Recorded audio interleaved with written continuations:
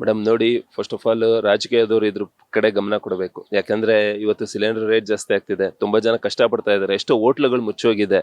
ಒಬ್ರು ಅವ್ರ ಹೊಟ್ಟೆ ಪಾಡಿಗೋಸ್ಕರ ಒಂದು ಹೋಟ್ಲು, ಒಂದು ಜೀವನಕ್ಕೋಸ್ಕರ ಏನೋ ಒಂದು ರೂಪಿಸ್ಕೊಂಡಿರ್ತಾರೆ, ಅದನ್ನೇ ಅವ್ರ ಕೈಲಿ ಈಗ ಹಾಳು ಮಾಡ್ತಾ ಇದಾರೆ ಅಂದಾಗ ರಾಜಕೀಯದವ್ರು ಯಾಕೆ ಇವ್ರ ಕಡೆ ಗಮನ ಕೊಡ್ತಾ ಇಲ್ಲ? ನೋಡಿ, ಈಗ ಎಷ್ಟೋ ಹೋಟ್ಲು ಕ್ಲೋಸ್ ಆಗಿದೆ, ಎಷ್ಟೋ ಪಿಜಿಗಳು ಕ್ಲೋಸ್ ಆಗಿದೆ, ಏನಕ್ಕೆ ಇದ್ರ ಕಡೆ ಗಮನ ಕೊಡ್ತಾ ಇಲ್ಲ?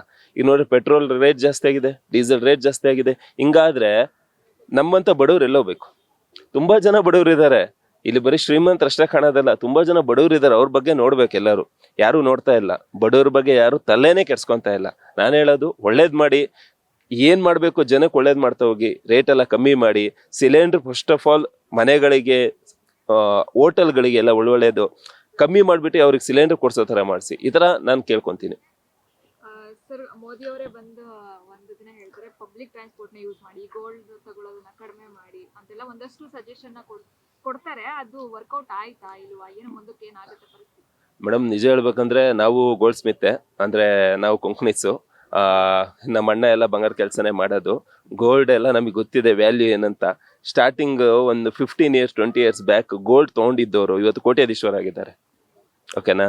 ಇವತ್ತು ಯಾವ್ದಕ್ಕೂ ಇನ್ವೆಸ್ಟ್ಮೆಂಟ್ ಮಾಡೋದಕ್ಕಿಂತ ಗೋಲ್ಡ್ ಮೇಲೆ ಇನ್ವೆಸ್ಟ್ಮೆಂಟ್ ಮಾಡಿದ್ರೆ ಅವ್ನು ಕೋಟ್ಯಾಧೀಶ್ವರ ಆಗೋದ್ರಲ್ಲಿ ಪಕ್ಕ. ಯಾಕಂದ್ರೆ ಇವತ್ತು ರೇಟ್ ಜಾಸ್ತಿ ಆಗ್ತಾ ಇದೆ, ಆ ರೇಟ್ ನೆಕ್ಸ್ಟ್ ಇನ್ನೂ ಜಾಸ್ತಿ ಆಗ್ಬೋದು. ಆ ರೇಟ್ ಜಾಸ್ತಿ ಆಗ್ತಿದೆ ಅಂದಾಗ ನೀವು ಯಾಕೆ ಗೋಲ್ಡ್ ಪರ್ಚೇಸ್ ಮಾಡಬಾರ್ದು ಅಂತ ನಾನು ಹೇಳ್ತೀನಿ. ಇವತ್ತು ಎಲ್ಲರೂ ಗೋಲ್ಡೇ ತೊಗೊಂತಿರೋದು. ಯಾರು ಅವ್ರು ಹೇಳಿದ್ರು ಇವ್ರು ಹೇಳಿದ್ರು ಅಂತ ಗೋಲ್ಡ್ ತೊಗೊಂಡಿಲ್ದೆ ಯಾರಿಲ್ಲ, ಎಲ್ಲರೂ ಗೋಲ್ಡೇ ತೊಗೊಳೋದು. ಯಾಕಂದ್ರೆ ಅದರಲ್ಲಿರೋ ಇನ್ವೆಸ್ಟ್ಮೆಂಟು, ಅದರಲ್ಲಿ ದುಡ್ಡು ಬರ್ತಿರೋಂಗೆ ಯಾವ್ದ್ರಲ್ಲೂ ಬರ್ತಾ ಇಲ್ಲ. ಗೋಲ್ಡ್ ನಾನು ನಂಬರ್ 1 ಅಂತ ಹೇಳ್ತೀನಿ. ಯಾಕಂದ್ರೆ ಗೋಲ್ಡ್ ಬೇಕೇ ಬೇಕು. ಯಾವುದೇ ಒಂದು ಫಂಕ್ಷನ್ಗೆ ಹೋದ್ರೂ ಗೋಲ್ಡ್ ಹಾಕೇಬೇಕು. ನೋಡೋರು ಅವ್ನು ಗೋಲ್ಡ್ ಹಾಕಿದಾನ ಅಂತ ನೋಡ್ತಾರೆ, ಅವನು ಒಳ್ಳೆ ಬಟ್ಟೆ ಹಾಕಿದಾನ ಅಂತ ನೋಡ್ತಾರೆ, ಅವ್ನು ಹೊಟ್ಟೆಗೆ ಊಟ ಮಾಡಿದಾನ ಅಂತ ಯಾರು ಕೇಳಲ್ಲ. ಅವ್ನು ಒಳ್ಳೆ ಬಟ್ಟೆ ಹಾಕಿದಾನ, ಗೋಲ್ಡ್ ಹಾಕಿದಾನ, ಶೂ ಹಾಕಿದಾನ, ಒಳ್ಳೆ ಬುಲೆಟ್ ಗಾಡಿ ಇಟ್ಟಿದ್ದಾನ, ಅಷ್ಟೇ ನೋಡೋದು. ಬಟ್ ನಾನು ಹೇಳೋದು, ಒಳ್ಳೇದ್ ಮಾಡಿ, ಜನಕ್ಕೆ ಒಳ್ಳೇದ್ ಮಾಡಿ. ತುಂಬಾ ಜನ ಕಷ್ಟದಲ್ಲಿದ್ದಾರೆ, ಕಷ್ಟದಲ್ಲಿರೋರಿಗೆ ಒಳ್ಳೇದ್ ಮಾಡಿ ಅಂತ ನಾನು ಕೇಳ್ಕೊಂತೀನಿ. ಯಾಕಂದ್ರೆ ನಾವು ಆರ್ಟಿಸ್ಟ್ ಮೇಡಮ್, ಓಕೆನಾ? ನಾವು ಕನ್ನಡ ಮೂವಿಲಿ ಆಕ್ಟರ್ ಆಗಿ ವರ್ಕ್ ಮಾಡ್ತಾ ಇದೀವಿ. ನಾವು ಫಿಲಮ್ ಇಂಡಸ್ಟ್ರಿಯಲ್ಲಿ 10 ಇಯರ್ಸ್ ಆಯ್ತು ನಾವು ವರ್ಕ್ ಮಾಡ್ತಾ. ತುಂಬಾ ಕಲಾವಿದರಿದ್ದಾರೆ, ಬಡ ಕಲಾವಿದರಿದ್ದಾರೆ, ತುಂಬಾ ಜನ ಒಳ್ಳೊಳ್ಳೆ ಕಲಾವಿದರಿದ್ದಾರೆ. ಅವ್ರ ಕಡೆ ಯಾರು ಗಮನ ಕೊಡ್ತಿಲ್ಲ. ನಮ್ದು ಅಂತ ಈಗ ಆರ್ಟಿಸ್ಟ್ಗಳಿಗೆ ಅಂತ ಇಲ್ಲಿ ಯಾರು ಏನು ಮಾಡ್ತಾ ಇಲ್ಲ. ಅದಕ್ಕೆಲ್ಲದು ಒಂದು ಜವಾಬ್ದಾರಿಯಾಗಿ ತಗೊಂಡು ಏನಾದ್ರು ಒಂದು ಒಳ್ಳೇದ್ ಮಾಡಿ ಅಂತ ನಾನು ಕೇಳ್ಕೊಂತೀನಿ. ಯಾಕಂದ್ರೆ ತುಂಬಾ ಜನ ಬಡ ಕಲಾವಿದರಿದ್ದಾರೆ, ಗ್ಯಾಂಗ್ ಆರ್ಟಿಸ್ಟ್ ಆಗಿ ಹೋಗ್ತಾರೆ, ಜೂನಿಯರ್ ಆಗಿ ಹೋಗ್ತಾರೆ. ಅವ್ರ ಬಗ್ಗೆ ಎಲ್ಲ ಯಾರು ಗಮನನೇ ಕೊಡ್ತಾ ಇಲ್ಲ. ಏನಕ್ಕೆ? ನೀವು ಒಂದು ರಾಜಕೀಯ ಅಂತ ಬಂದಾಗ ನೀವು ಎಲ್ಲಾ ಜನದ ಕಷ್ಟ ನೋಡ್ಬೇಕು ಹೊರ್ತು ನಿಮ್ದನ್ನ ನೀವು ನೋಡ್ಕೊಂಡು ಆರಾಮಾಗಿ ಕೂರೋದಲ್ಲ. ಜನದ ಕಷ್ಟ ನೋಡಿ, ಹೊರ್ಗಡೆ ಏನ್ ಆಗ್ತಾ ಇದೆ ಅದನ್ನ ನೋಡಿ. ಅದ್ರ ಕಡೆ ನೀವು ಯಾಕೆ ಗಮನ ಕೊಡ್ತಾ ಇಲ್ಲ? ನಿಮ್ ಪಾಡಿ ನೀವು ಬರ್ತೀರಾ, 0 ಟ್ರಾಫಿಕ್ ಝೀರೋ ಅಂತ ಹೋಗ್ತೀರಾ, ಮುಗ್ದ ಹೋಯ್ತು. ಜನ ಕಷ್ಟ ಪಡ್ತಿರೋದು ನೋಡ್ತಾ ಇದ್ದೀರಾ ನೀವು? ನಾನು ಹೇಳೋದು, ಜನ ಕಷ್ಟ ಪಡೋದನ್ನ ನೋಡಿ ಫಸ್ಟ್, ಅದ್ರ ಕಡೆ ಗಮನ ಕೊಡಿ. ತುಂಬಾ ಅಂದ್ರೆ ತುಂಬಾ ಕಷ್ಟ ಇದೆ, ತುಂಬಾ ಅಂದ್ರೆ ತುಂಬಾ ಕಷ್ಟ ಇದೆ. ಕರ್ನಾಟಕದಲ್ಲಿ ನೀವು ಉತ್ತರ ಕರ್ನಾಟಕ ಸೈಡ್ ಹೋಗ್ಬೇಕು, ಎಷ್ಟು ಜನ ಕಷ್ಟ ಪಡ್ತಾ ಇದಾರೆ ಅಂದ್ರೆ ಅಲ್ಲಿ ಕುಡಿಯಕ್ಕೆ, ಹೊಟ್ಟೆಗೆ ಊಟಕ್ಕಿಲ್ದೆ ಎಲ್ಲ ಕಷ್ಟ ಪಡ್ತಾ ಇದಾರೆ. ಅವ್ರ ಕಡೆ ಯಾರು ಗಮನ ಕೊಡ್ತಿಲ್ಲ. ರಾಜಕೀಯದ ಒಳ್ಳೆ ದುಡ್ಡು ಮಾಡ್ಕೊಂಡು ಆರಾಮ ನೆಮ್ಮದಿಯಾಗಿದ್ದಾರೆ. ಬಟ್ ಕಡೆ ಬಡವರು ಕಷ್ಟ. ಅದು ಇರಾನ್ದು, ಇಸ್ರೇಲ್ದು, ಆಮೇಲೆ ಅಮೆರಿಕಾ, ಇದನ್ನು ನೋಡಬೇಕು. ಅದ್ರ ಬಗ್ಗೆ ಎಲ್ಲನೂ ಹೇಳೋದಾದರೆ, ಇವಾಗ ಯುದ್ಧದ ಅವರು ಡಿಸಿಷನ್ ತೊಗೊಬೇಕು. ಸುಮ್ಮನೆ ಡಿಸಿಷನ್ ತೊಗೊಳ್ಳದೆ ಇರೋದ್ರಿಂದ ಎಲ್ಲರಿಗೂ ಭಾಳ ತೊಂದರೆ ಆಗ್ತಾಯಿದೆ. ಅದೇನು ಎಲ್ಲರೂ ಪ್ರಯತ್ನ ಪಡ್ತಾ ಇದ್ದಾರೆ, ಆದ್ರೂ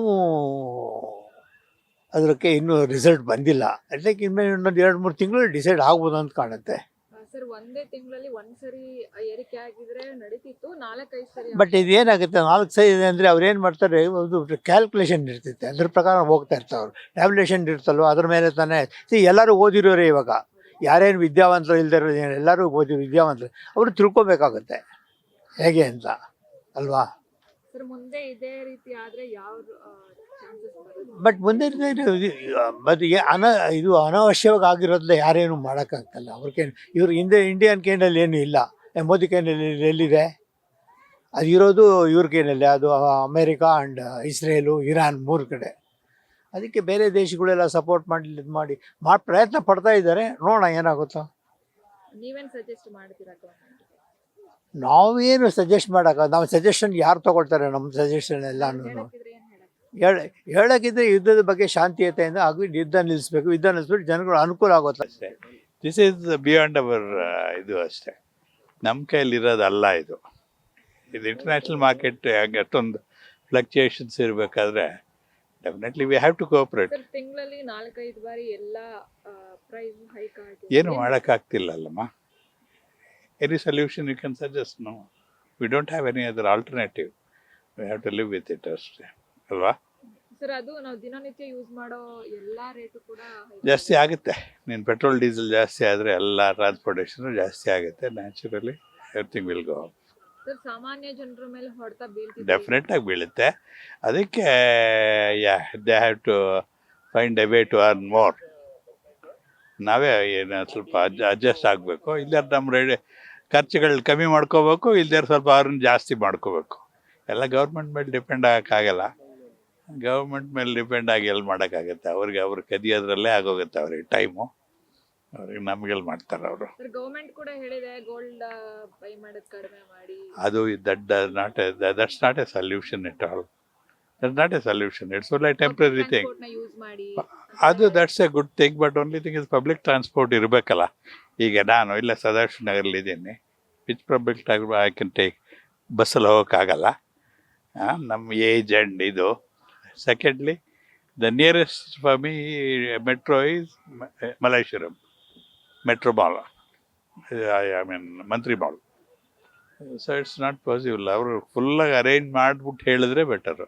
ಈಗ ಸದಾಶಿವ ನಗರಲ್ಲಿ they think that everybody owns a car. But we can own a car. But with this traffic how to go about it? ಇಲ್ಲಿಂದ ನಾನು ಜಯನಗರ್ಗೆ ಹೋಗ್ಬೇಕಾದ್ರೆ 2 hours ಬೇಕು. ಸರ್ ಏನಾಗ್ಬೋದು ಮುಂದೆ ಪರಿಸ್ಥಿತಿ? ಏನಿಲ್ಲ, ಅಡ್ಜಸ್ಟ್ ಆಗಬೇಕಷ್ಟೇ. ಸಿಚುಯೇಷನ್ಗೆ ತಕ್ಕಂತೆ ಅಡ್ಜಸ್ಟ್ ಆಗಬೇಕು. ನಾವೇ ಅಡ್ಜಸ್ಟ್ ಮಾಡಬೇಕು. ವಿಧಿ ಇಲ್ಲ ಅಲ್ವಲ್ಲ. ಏನೇ ಅದರ ಆಲ್ಟರ್ನೇಟಿವ್ ನಾ